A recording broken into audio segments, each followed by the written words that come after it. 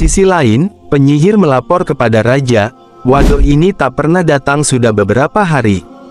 Kemudian Raja Dunuwas memerintahkan prajuritnya untuk mencari Wadoh. Setelah mencari, prajurit mengatakan, "Wahai Raja, Wadoh ini sekarang mendakwahkan, kalau Anda ini bukan Tuhan, penyihir ini dusta, dan dia membawa ajaran baru, beriman kepada Allah yang Maha Esa." Mendengar itu, penyihir dan Raja Dunuwas terkaget, setelah mendengar apa yang diceritakan prajuritnya. Dunuwas pun memerintahkan prajuritnya untuk menangkap Wadoh. Dikirimlah beberapa prajurit untuk mencari dan menangkap Wadoh. Setelah ditangkap, dibawalah ke istana. "Hai Wadoh, apa kau mau menantang saya?" ucap penyihir. "Saya bukan menantang, tapi engkau menipu orang. Engkau mengajarkan kepada saya untuk menanamkan rasa takut, mendustai orang-orang. Itu tidak benar. Allah lah Tuhan kita," ucap Wadoh. Melihat ini, Dunuwas marah dan berkata, "Tangkap Wadoh ini, ikat dan bawa ke atas gunung, jatuhkan dia dari atas gunung." Dibawalah Wadoh ke atas gunung. Ketika mau dilempar dari atas gunung, Wadoh berdoa kepada Allah, "Allahumma kfinihim ma'asita, ya Allah, ambil alihlah orang-orang ini." Maka Allah Subhanahu wa Ta'ala mendatangkan badai yang besar, menjatuhkan prajurit-prajurit Dunuwas dari gunung, dan dengan hikmah Allah hanya tersisa Wadoh seorang. Wadoh, karena niatnya ingin mendakwahkan, maka dia kembali ke istana. Sesampainya di istana, Dunuwas bertanya, "Hai Wadoh, di mana prajurit-prajuritku?"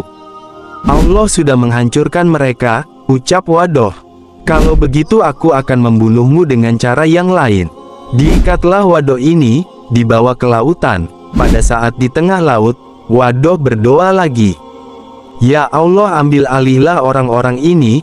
Maka Allah mendatangkan ombak yang besar, membuat perahu mereka terbalik, dan mereka tenggelam. Dengan hikmah Allah, yang tersisa hanya Wadoh seorang yang selamat. Dan Wadoh berhasil berenang ke pinggir lautan. Masyarakat yang ada di sana bertanya, "Kenapa kau bisa selamat, hai Wadoh?"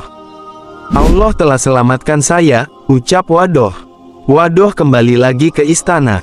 Setelah sampai di istana, "Di mana prajuritku, hai Wadoh?" ucap raja. "Allah telah binasakan mereka," ujar Wadoh. Mendengar ini Raja Dunuwas semakin marah. "Kalau begitu ada satu cara untuk membunuh saya," ucap Wadoh. "Bagaimana itu?" ucap raja.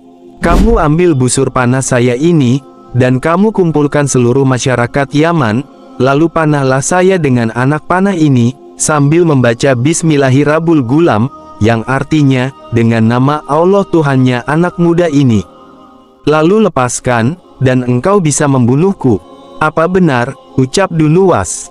"Iya," kata Wadoh, "karena engkau tidak yakin sama Allah.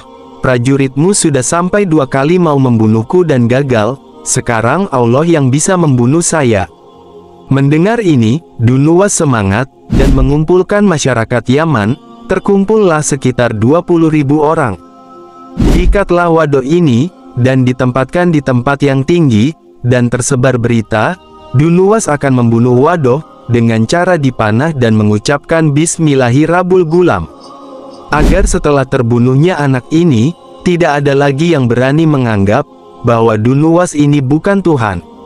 Setelah siap, raja ini menarik anak panahnya dan membaca apa yang diperintahkan Wadoh, tapi dengan suara yang kecil, sehingga orang-orang tidak mendengar. Begitu dilepaskan, anak panahnya meleset. Dunuwas marah, "Kau bohong, hai Wadoh. Kau tidak memenuhi syarat," ucap Wadoh. "Keraskanlah suaramu, agar orang-orang mendengarnya." Dunuwas mengulangnya.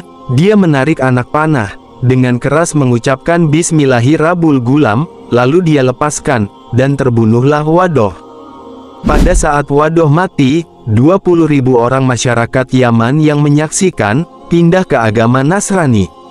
Dunuwas ini zalim, dia tetap tidak beriman kepada Allah. Lalu dia mengatakan, "Siapkan parit yang penuh dengan api, bunuh semua orang ini, kecuali mereka yang mengakui saya sebagai Tuhan."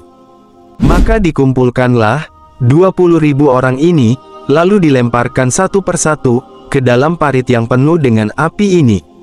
Di antaranya ada seorang ibu membawa bayinya. Ketika akan dilempar, bayi ini berbicara, "Melompatlah wahai ibu, karena engkau berada di jalan yang benar." Mendengar ini si ibu pun melompat ke parit. Kejadian ini disebut dengan Ashabul Ukhdud.